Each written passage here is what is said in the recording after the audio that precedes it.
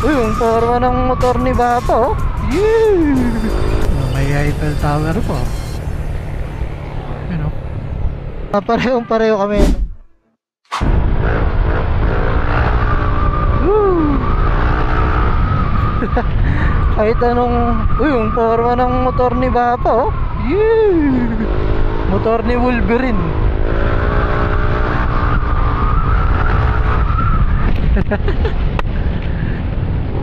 Kung medyo naririnig nyo guys, yung sound ng ating motor na gamit is medyo familiar, dahil yung dati pong JBT na nakalagay sa NMAX natin ay dito po lumipat, no? At kung mapapansin nyo, ang daming nakalagay dito sa harapan natin, no? Dahil hindi po sa atin tong motor na to. Daming accessories, oh. Pero wag ka, meron siyang accessories for X4 Insta 360. Wala tayong ganyan, eh. Tapos meron pa siyang ganito, diba? Mapapansin nyo, kahit naka-throttle mo to, hindi siya masyadong ganun sisibat. Kasi hindi naka ano to, eh. Hindi naka CVT. Kumbaga stock CVT lang to. Stock lahat bukod lang sa flyball niya. Yung dating mga 11 grams ko na flyball, linagay ko lang dito para magkaroon lang ng konting arangkada. Kaya kung mapapansin nyo, kahit biritin mo ng ganun, hindi siya ganun kalakas katulad nung sa atin, no? Kasi hindi naman to for ano, eh, for bilisan concept. Ano to, Tito concept tong etong motor na to, eh. Pero kung mapapansin nyo, kung anong meron dito, ay kung anong meron sa motor ko, meron din dito yan. Mamaya papakita ko sa inyo.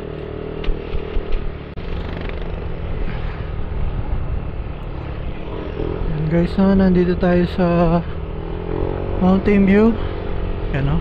Marami nagbebenta ng mga ano dito, Christmas light, oh, pang design sa Pasko. Yan, no? May Eiffel Tower po. Yan, no? Oh, kaya naman tayo nandito is kukuha lang tayo ng in-order natin na pagkain, pizza. So kaya ito naman yung ginamit natin is dahil meron siyang top box. Mamaya papakita ko sa inyo. Meron siyang top box para yung mga pipick upin nating for dinner is may lalagyanan. Kasi doon sa atin walang top box yun, eh. Dito tayo, Barangay Balibago. So kung mapapansin nyo guys, recording na ba tayo? Yeah. So kung mapapansin nyo guys, no, itong motor na to is hindi yung sa atin. So ito po ay NMAX na Army Green. Ayan. Ano din to, dual ABS. Pareho dito is meron tayo ng side mirror. Halos pareho, pero magkaiba yata ng brand. Kasi ito yung phone holder, auto hold. Kasi ito yung sinasabi ko sa inyo, meron siyang top box. Di ko lang sure kung ilang liters to, no? So yan. Tapos ito yung dati nating muffler na JBT. So dito siya nalipat, no? So may nagtatanong kasi dun sa TikTok account natin na bumili ng JBT natin, no? So yun, di natin siya napagbigyan kasi nandito na yung ano, yung muffler natin. Tapos kung makikita nyo, may mga accessories to na ano, ano yung side stand, no? Widener para hindi basta-basta matumba pag naka side stand lang. Tapos ito, no, kung mapapansin nyo, meron din siyang ganito. Magkaiba lang kami ng kulay kasi yung sa akin is silver, tapos yung sa kanya is mga gold. Kasi gold daw yung kanyang rim, no? Oh, yan. So, ayun, magkaiba yung kulay kasi. So, ayun. Oh, kung mapapansin nyo ngayon, medyo may similarity yung mga nakalagay sa akin tsaka dun sa motor na to, no? At ito ang bagong acquired niya na parehong-pareho kami, no? Yung slick seat. Ayan, no? Nagpagawa din siya kung saan ako nagpagawa.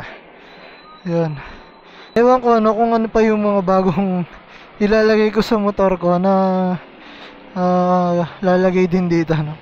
Kasi panigurado, pag meron akong linagay sa motor ko, malalagay din sa motor na to. Pero yung sa akin, no, hindi ko lalagyan ng top box kasi medyo mabigat to eh. Ito na pala yung ang tanong, hindi pala kasya guys, oh. Diba? Hindi, itali na lang natin dito. So ayan, no, try natin sound check yung pipe na JBT sa dito sa ano, no, na hindi nakasetup ng CBT. Tayin muna natin to yung traction control para mabomba natin. Ayan, ganyan. Maganda pa rin naman yung tunog. Hindi naman siya sungaw, no? Yun lang talagang hindi siya katulad ng ano, tulad nung naka-CBT kapag sa overtaken, no, talagang ibibigay niya yung gusto mong power.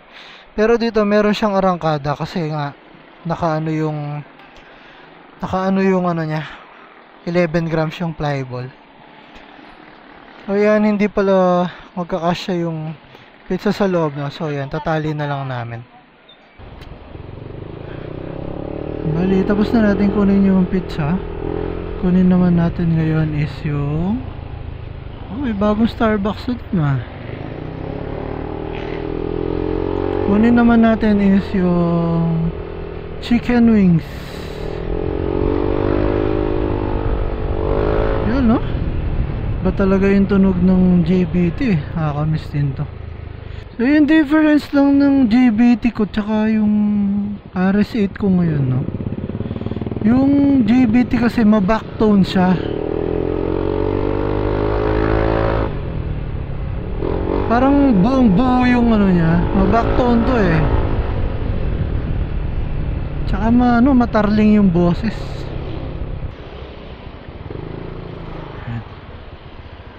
Ito yung problema kapag sa singit, ano, yung laki ng mga top box.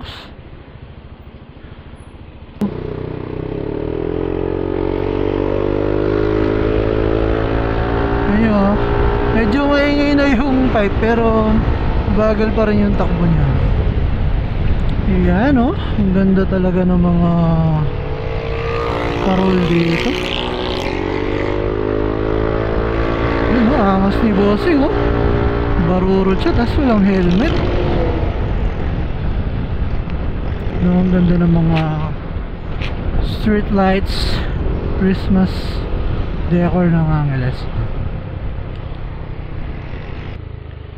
Yun, no, kung mapapansin nyo, yung padaretso sa may crossing tsaka sa downtown ng Angeles City is sarado kasi merong ongoing event eh. Kasi ano ngayon eh, Piyestang Kulyat. So piyesta ng Angeles City. Merong ano dyan, karera ng mga kabayo, no? So kung di pa kayo nakakapanood ng gano'n, dyan merong ganyan dyan, no?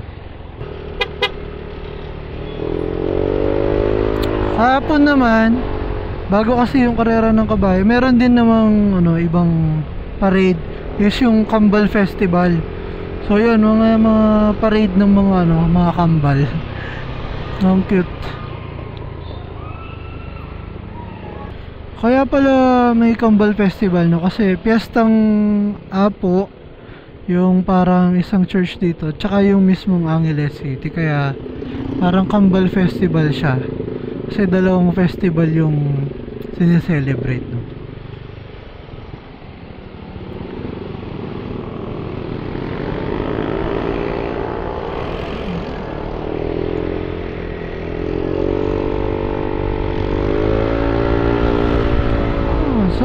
Sasabay naman tong motor na to kahit naka ano lang 11 grams na bola at GBT pipe, may hatak pa rin naman to eh. malayo pa rin naman yung difference niya dun sa ano, sa nakastock lahat.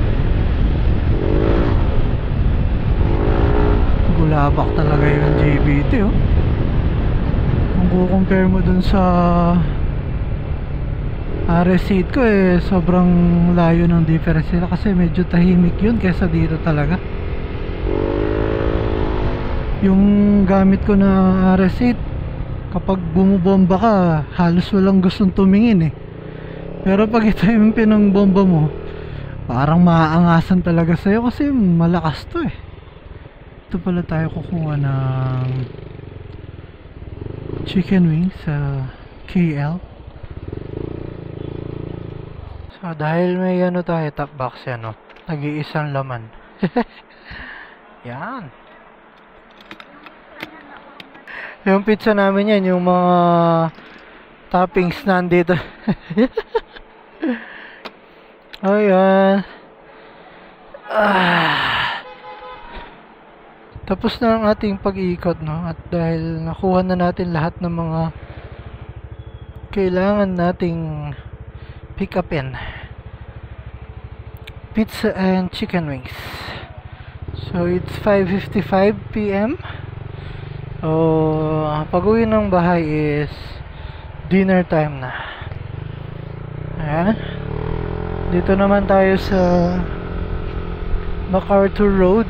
Ito yung ginagawang bagong overpass dito. Ayan. Flyover pala. So bali ikot tayo doon kasi merong shortcut dyan papuntang Mining, para hindi na tayo po dumaan sa Magalang Road. Ayan, ikot tayo dito, U-turn tayo. Alright, kabalas. Yaman na yan.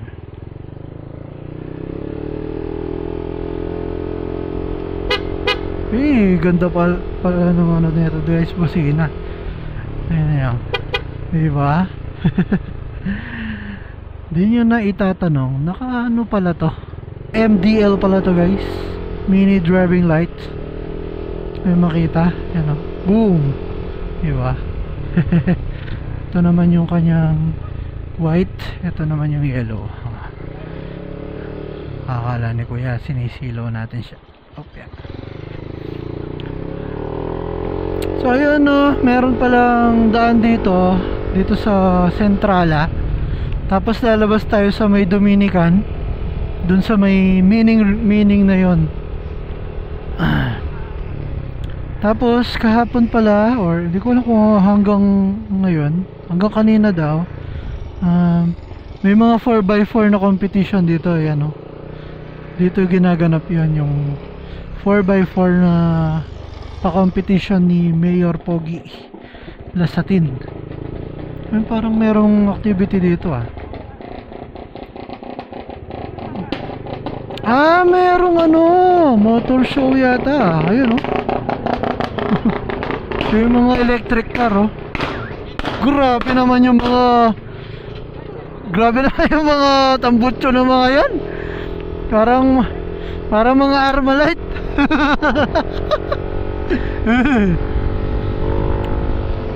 So may nagsuggest din sa akin dati, no, na mag-content daw ako sa mga motor show na ganyan. Kaso naman wala naman akong alam sa mga pyesa. So parang irrelevant siya para sa akin, no?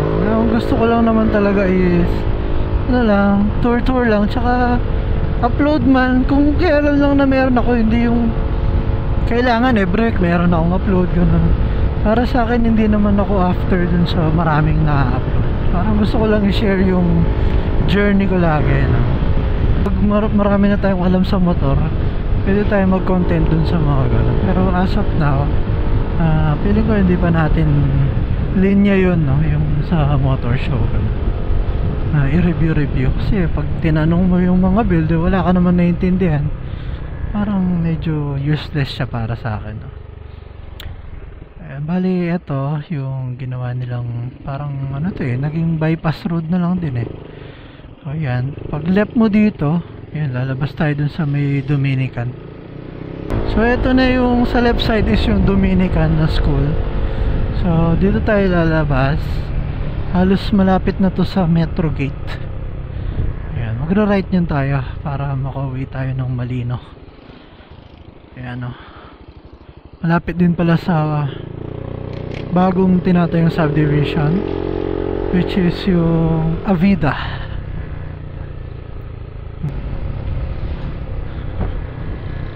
Ito naman yung bagong tinatayong subdivision nito. Aldea Grove Estate.